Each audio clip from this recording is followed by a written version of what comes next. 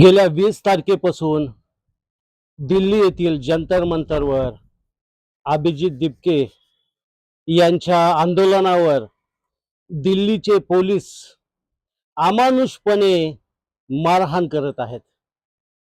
शांततापूर्ण चाललेल्या आंदोलनाला दिल्लीचे पोलीस हे गालबोट लावत आहेत. खरं म्हणजे मानवाधिकाराचे उल्लंघन करत आहेत आणि याचा निषेध करावा तेवढा थोडाच आहे. कारण की ही मारहाण ही फक्त या विद्यार्थ्यांवर करत नाहीयेत, तर महिलांवर करत आहेत. लहान लहान जे मुलं आहेत, 10-15 वर्षाचे मुलं आहेत, यांच्यावर सुद्धा मारहाण करत आहेत. खरी शर्मेची गोष्ट आहे. हे दिल्लीचे पोलीस आता खुकार दरिंदे झालेले आहेत. आता ते कोणताही माणूस आणि माणुसकी नावाचा प्रकार यांच्यामध्ये उरलेला नाहीये. अमानुषपणे लाठीचार्ज करत आहेत. डोक्यामध्ये काठी मारून हे डोकं फोडत आहेत, काठ्याला खिळे लावत आहेत. त्याचबरोबर महिलांचं चारित्र्य हरण करत आहेत. महिलांच्या गुरुद्वारावर ते काठ्यानी अशा मारा करत आहेत. म्हणजे किती शर्मेची गोष्ट आहे की महिला यांना आपण आदर्श मानतोय. आज राष्ट्रपती द्रौपदी मुर्मू या राष्ट्रपती पदावर बसलेल्या आहेत आणि राष्ट्रपती पदावर बसलेल्या महिला सुद्धा आज काय बोलू शकत नाही. राष्ट्रपती द्रौपदी मुर्मू बोलू शकत नाहीत. सुप्रीम कोर्टाचे न्यायाधीश बोलू शकत नाहीयेत.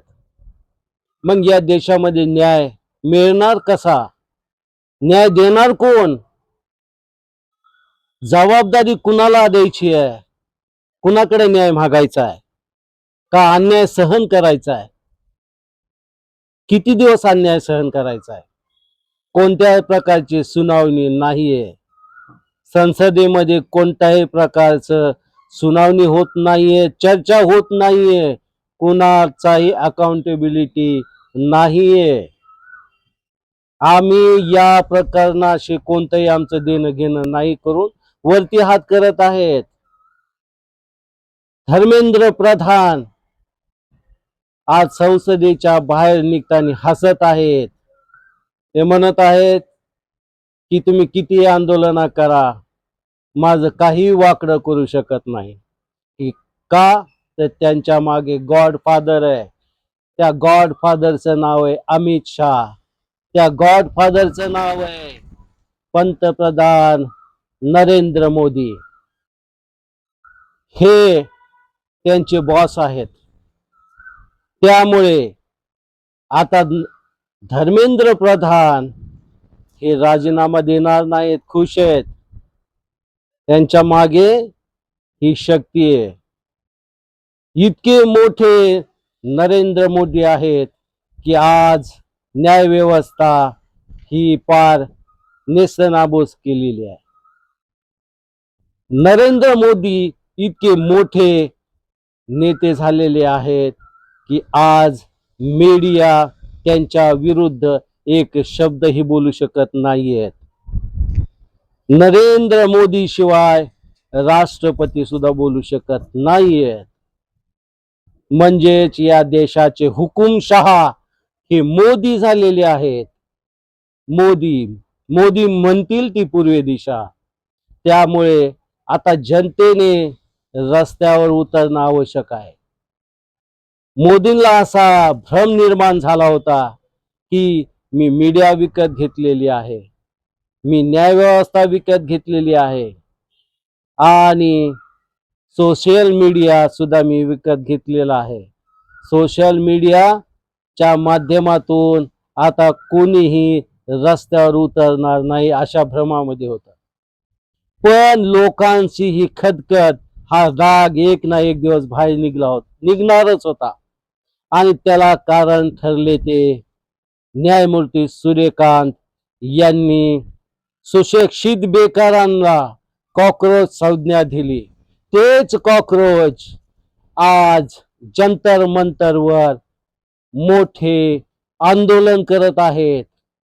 अभिजित दीपकेला सॅल्यूट आहे. उच्च शिक्षित PhD धारक माणूस आज अमेरिकेतून भारतात येतोय. त्याला अन्याय सहन होत नाहीये. 22 विद्यार्थ्यांची आत्महत्या त्याला सहन होत नाहीये. भगतसिंग होवा तर शेजाऱ्याच्या घरात होवा, आपल्या घरात होऊ नये, अशी जी मानसिकता होती. कुणीतरी भगतसिंग व्हावं असं कोणत्याही पालकाला वाटत नव्हतं, कोणत्याही माणसाला वाटत नव्हतं, कोणत्याही विद्यार्थ्याला वाटत नव्हतं. पण प्रत्येकाच्या मनामध्ये भगतसिंगाची भावना होती.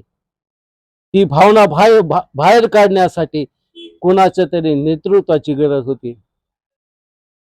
ते नेतृत्व मिळालं ते म्हणजे अभिजित दीपके या तरुणाच्या माध्यमातून या भारताचा आवाज झाला, अन्यायाच्या विरुद्ध आवाज झाला आणि तो रस्त्यावर उतरला आणि संपूर्ण भारत त्याच्या मागे उभा राहिला. जय भीमचा नारा दिला, क्रांतीचा नारा दिला आणि हा संपूर्ण भारत एक केला आणि जंतर मंतरवर आंदोलन सुरू केलंय. आज मोदी सरकारला सुद्धा संसदेच्या बाहेर पळून जावं लागलंय. खासदार सुद्धा भयभीत झाले आणि पळून गेले. सत्य टिकत नाहीये, सत्य टिकत नाहीये. सत्य टिकवण्यासाठी सत्याच्या बाजूने उभा राहणारा माणूस पाहिजे. आज सत्य जिंकलंय आणि असत्य हे आता पळून गेलेलं आहे, भगोडे झालेले आहे. एका आंदोलनाने निरंकुश हुकुमशाही मोदी सरकारला पळून लावण्याचं काम एक युवक करतोय. त्या माध्यमातून संपूर्ण भारत त्याला सपोर्ट करतोय. प्रत्येकाने या आंदोलनाला सहभागी झालं पाहिजे. युवक असो, विद्यार्थी असो, पालक असो. जर तुम्हाला बोलता येत असेल तर तुम्ही बोला. जर तुम्हाला लिहिता येत असेल तर तुम्ही लिहा. जर तुम्हाला कविता करता येत असतील ते कविता करा. गाणं म्हणता येत असेल तर गाणं म्हणा. पण एक्सप्रेस व्हा, मूक होऊ नका. प्रत्येकाने बोला, व्यक्त व्हा आणि भारत हुकुमशहाच्या या अमानुष सत्याला, निरंकुश सत्तेला सुरुंग लावण्याचं काम करा आणि भारतामध्ये स्वातंत्र्य, बंधुभाव, समता या संविधानाची रक्षा करण्यासाठी प्रत्येकाने पुढे या आणि या भारत देशाला वाचवा. जय भीम, जय संविधान, वंदे मातरम.